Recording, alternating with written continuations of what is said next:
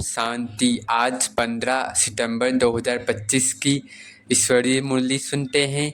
बाबा ने कहा, मीठे बच्चे, बाप आते हैं तुम्हें कर्म अकर्म विकर्म का गुह्य गति सुनाने। जब आत्मा और शरीर दोनों पवित्र हैं तो कर्म अकर्म होते हैं, पतित होने से विकर्म होते हैं। प्रश्न में बाबा ने कहा, आत्मा पर जंक चढ़ने का कारण क्या है? कट चढ़ी हुई है तो उसकी निशानी क्या होगी?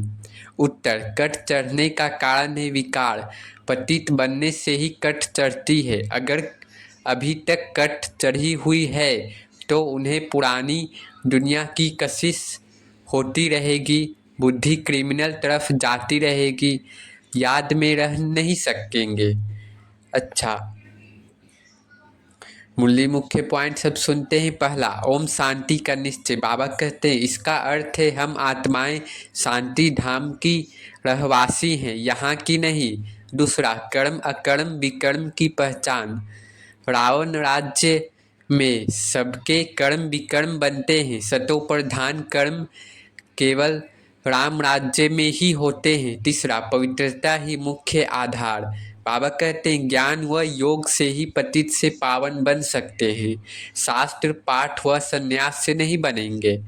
चौथा, काम चिता बनाम ज्ञान चिता। बाबा कहते हैं विकार में गिरने से आत्मा काली पड़ती है, जबकि बाबा की याद से आत्मा गोरी सतो प्रधान बनती है। पांचवा, माया की जबरदस्त ताकत। बाबा कहते हैं अच्छे से अच्छे बच्चे भी माया से हार सकते हैं, इसलिए सजग रहना आवश्यक है। छठा, राम राज्य और रावण राज्य का चक्र। बाबा कहते हैं आधा कल्प राम राज्य यानी सतो प्रधान और आधा कल्प रावण राज्य यानी तमो प्रधान रहते हैं। सातवां, ज्ञान और योग का फल। बाबा कहते हैं ज्ञान से आत्मा एवर रेडी धनवान बनती है, योग से आत्मा एवर हेल्दी स्वस्थ व पवित्र बनती है। नौवां, तीसरा नेत्र। बाबा की याद से आत्मा को ज्ञान का तीसरा नेत्र मिलता है, जिससे वास्तविकता समझ आती है। नौवां, राजधानी की स्थापना। याद और पवित्रता के बल से ही भविष्य की देवी राजधानी स्थापन हो रही है। 10वां, भगवान ही पढ़ा रहे हैं। यही नशा चढ़ा रहना चाहिए कि स्वयं परमपिता परमात्मा हमें पढ़ा रहे हैं और भगवान भगवती बना रहे हैं। अब नशा चढ़ने वाला पॉइंट्स है। पहला, हम वह आत्माएं हैं जो कभी डबल सिरताज संपूर्ण निर्विकारी देवी देवता थे। दूसरा, आज हमें स्वयं परमपिता परमात्मा शिव बाबा पढ़ा रहे हैं। ऐसा सौभाग्य और कहाँ मिल सकता है? स्वयं परमपिता शिव परमात्मा पढ़ा रहे हैं। तीसरा, हम ही स्वर्ग के राजा रानी बनकर जन्म जन्मांतर के लिए सुखी होंगे। चौथा, ज्ञान और योग से ही स्वस्थ और निरोगी बनेंगे। पांचवा, यह नशा रहना चाहिए कि भगवान बिगड़ हमें भगवान भगवती कोई बना नहीं सकता, मतलब बाबा के बिना और कोई नहीं बना सकता देवी देवता। धारणा पॉइंट्स हैं। पहला, पवित्रता पर पूरा ध्यान। विकार रूपी काम चिता पर कभी नहीं बैठना, चाहे कैसी भी परिस्थिति आए। दूसरा, सच्चाई और निडरता। बाबा कहते ज्ञान व योग से ही विकर्म विनाश होते हैं, इसलिए कभी चालाकी या बहाने नहीं करना। तीसरा, सतत स्मृति। हर कर्म में यह स्मृति रखनी है कि हम आत्माएं शांति धाम की रहवासी हैं, यहाँ सिर्फ पाठ बजाने आए हैं। चौथा, माया से सजग रहना। बाबा कहते हैं माया की कड़ी परीक्षा में भी डगमगाना नहीं है। पांचवा, स्वदर्शन चक्रधारी बनना। अपने को और चक्र को याद करते रहना है ताकि पुरानी कट उतर सके और सतो प्रधान स्थिति बने। मेरा बाबा मेरा भाग्य, यह स्मृति ही सच्चा नशा है।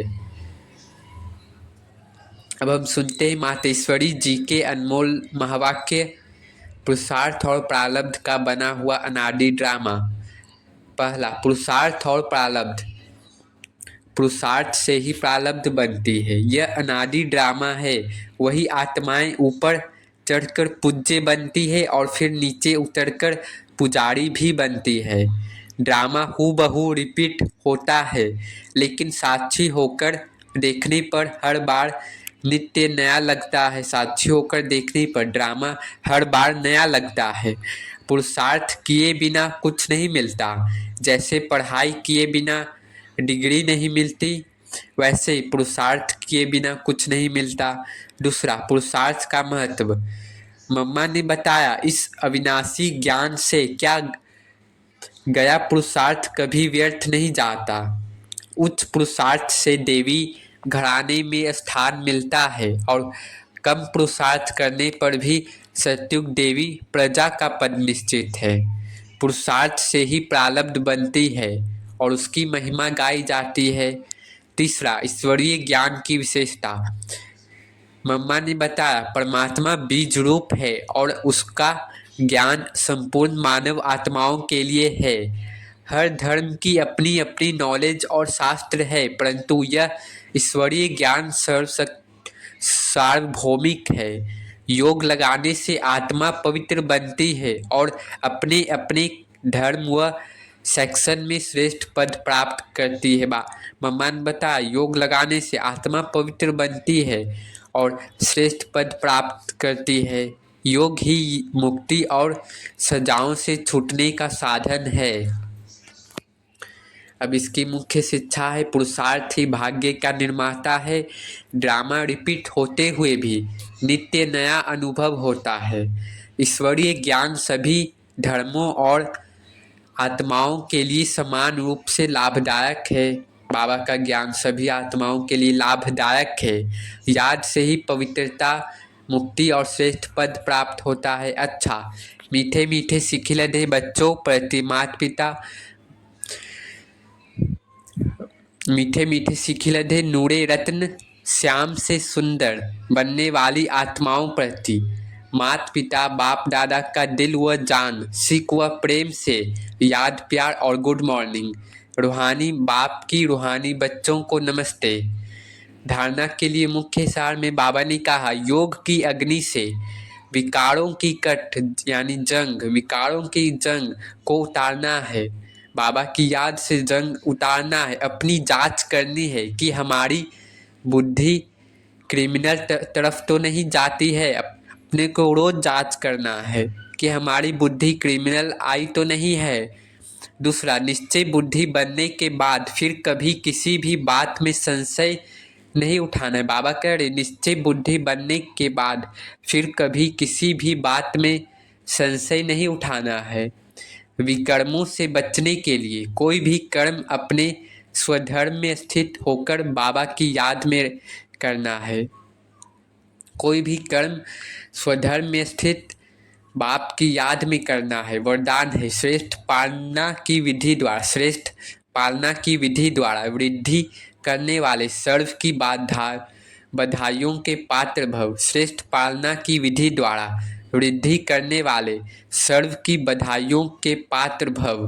बाबा कहते, संगम युग बधाइयों से ही वृद्धि पाने का युग है। बाप की, परिवार की बधाइयों से ही आप बच्चे पल रहे हैं। बधाइयों से ही नाचते गाते पलते उड़ते जा रहे हैं। यह पालना भी वायुमंडल वंडरफुल है। बाबा कहते, यह पालना भी वंडरफुल है।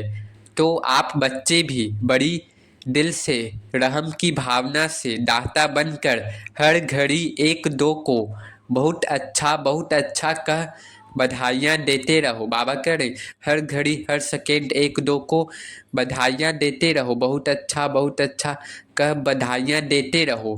यही पालना की श्रेष्ठ विधि है। इस विधि से सर्व की पालना करते रहो तो बधाइयों के पात्र बन जाएंगे। स्लोगन है, अपना सरल स्वभाव बना लेना यही समाधान स्वरूप बनने की सहज विधि है। अपना सरल स्वभाव बना लेना यही समाधान स्वरूप बनने की सहज विधि है। अव्यक्त इशारे हैं, अब लगन की अग्नि को प्रज्वलित कर योग को ज्वाला रूप बनाओ।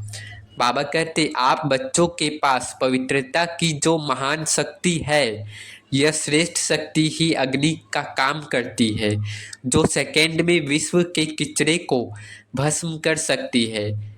जब आत्मा पवित्रता की संपूर्ण स्थिति में स्थित होती है, तो उस स्थिति के श्रेष्ठ संकल्प से लगन की अग्नि प्रज्वलित होती है और किचड़ा भस्म हो जाता है। वास्तव में यही योग ज्वाला है। अभी आप बच्चे अपनी इस श्रेष्ठ शक्ति को कार्य में लगाओ। अच्छा, ओम शांति, ओम शांति, ओम शांति।